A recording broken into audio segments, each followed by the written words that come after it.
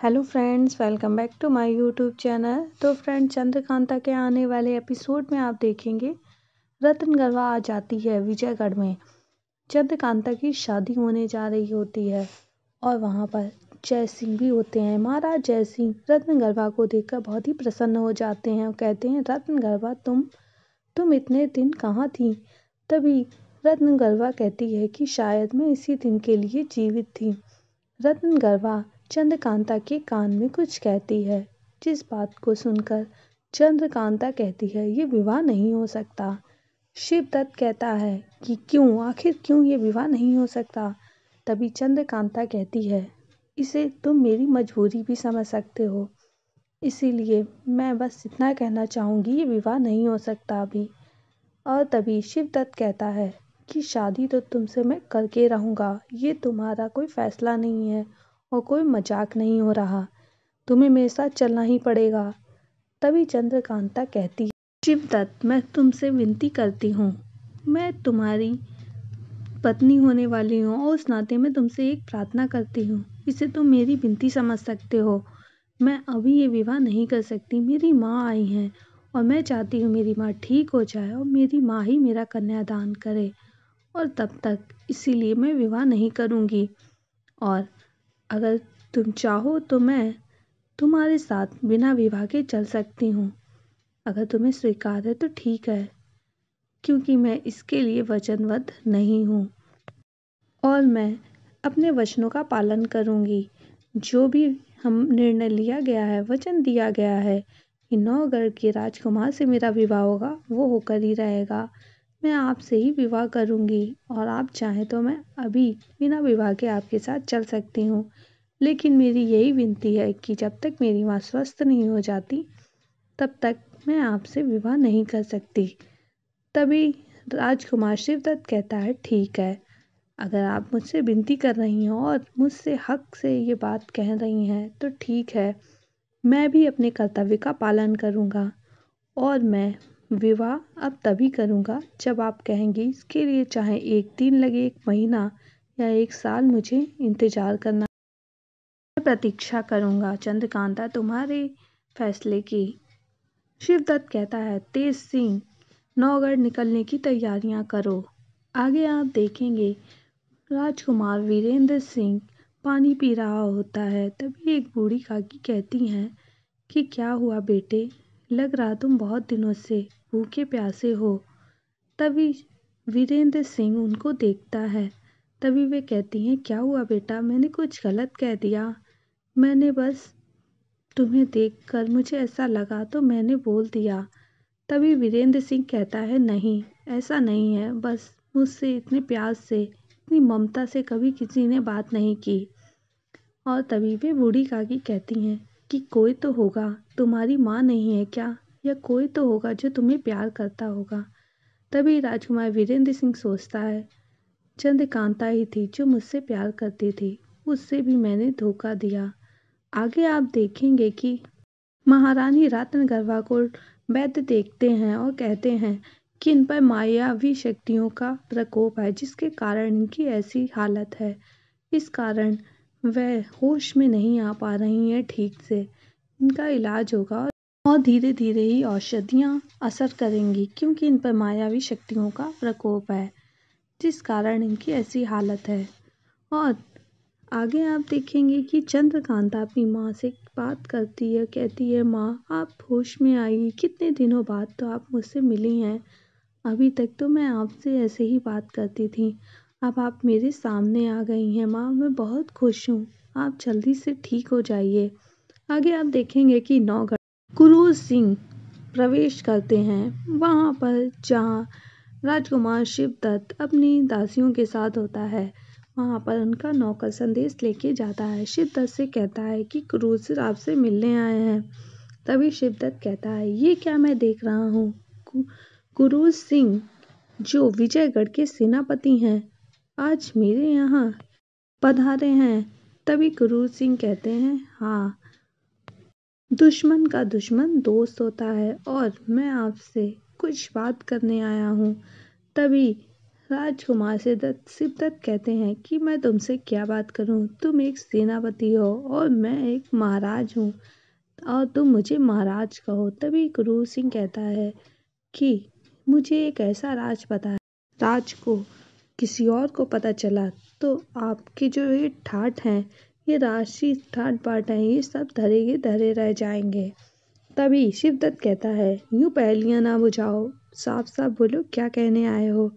तभी क्रूर सिंह कहता है कि मुझे एक राज पता है और वो राज मैंने महारानी रत्नगर्भा के मुंह से सुना है। उस राज में कोई तो सच्चाई होगी ही नहीं। वो राज ये है कि आप नौगढ़ के राजकुमार हैं ही नहीं, यानी कि जो आप इतना सोच रहे हैं, ठाट बाट से रह रहे हैं, आपका है ही नहीं और तिलिस्म के भी असली हकदार आप नहीं हो। असली हकदार कोई और ही है। तभी शिवदत्त कहता है कि ऐसा नहीं है, लेकिन क्रूर सिंह कहता है कि महारानी रत्नगर्भा ने ये बात कही है तो कोई तो सच्चाई होगी ही। तभी शिवदत्त सोचने लगता है कि उसकी माँ ने भी कहा था कि ये मेरे पैर ना लगे, ये मेरा पुत्र नहीं है, मेरा पुत्र शैतान उठा के ले गए। आगे आप देखेंगे कि वीरेंद्र सिंह पेड़ की छांव में विश्राम कर रहा होता है। तभी वहां पर कुछ खूंखार आ जाते हैं और वीरेंद्र सिंह के ऊपर वार करने लगते हैं।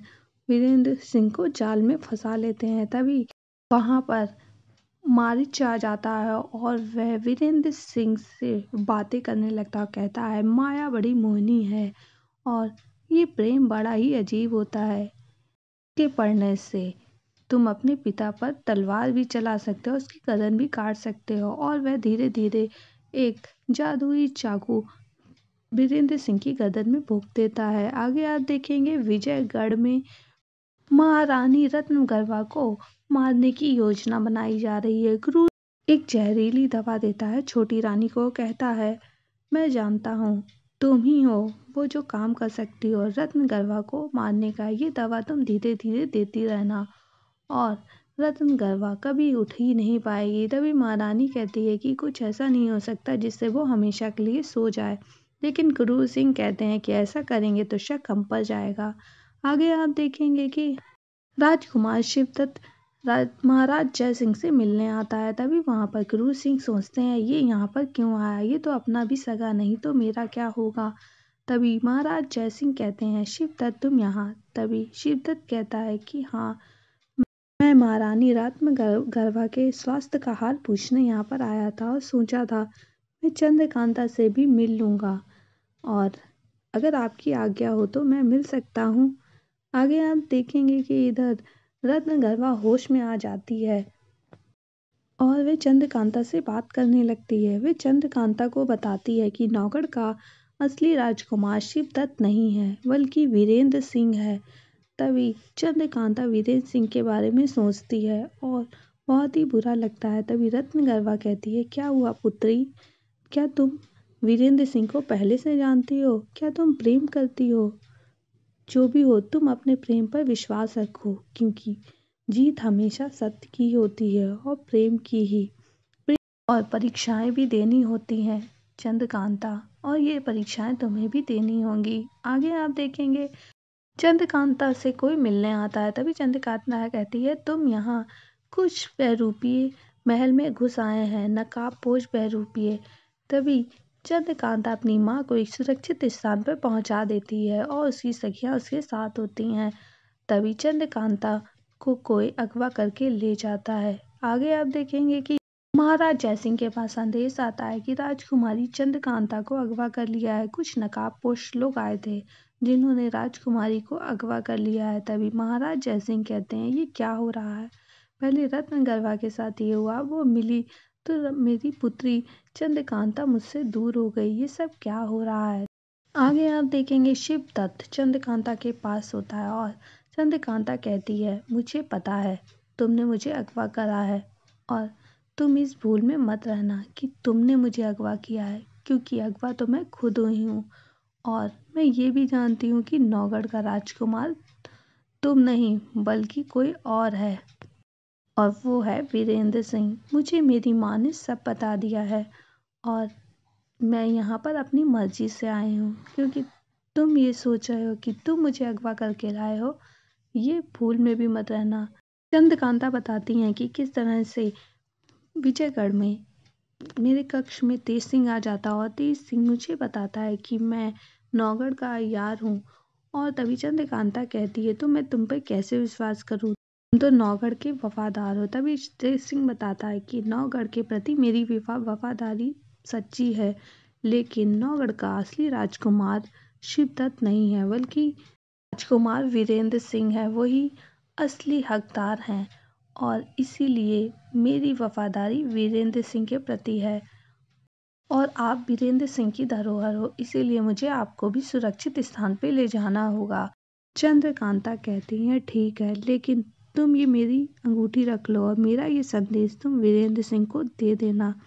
आगे आप देखेंगे कि चंद्रकांता शिवदत्त को ये पूरी कहानी बताती है। शिवदत्त गुस्से में चंद्रकांता के बाल खींच लेता है। चंद्रकांता कहती है कि जल्द ही वीरेंद्र सिंह यहाँ पर आएगा और अपनी चंद्रकांता को ले जाएगा। तो फ्रेंड्स, वीडियो पसंद आई हो तो लाइक करें।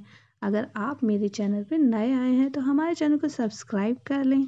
ओके फ्रेंड्स, बाय बाय, फिर मिलते हैं नेक्स्ट वीडियो में।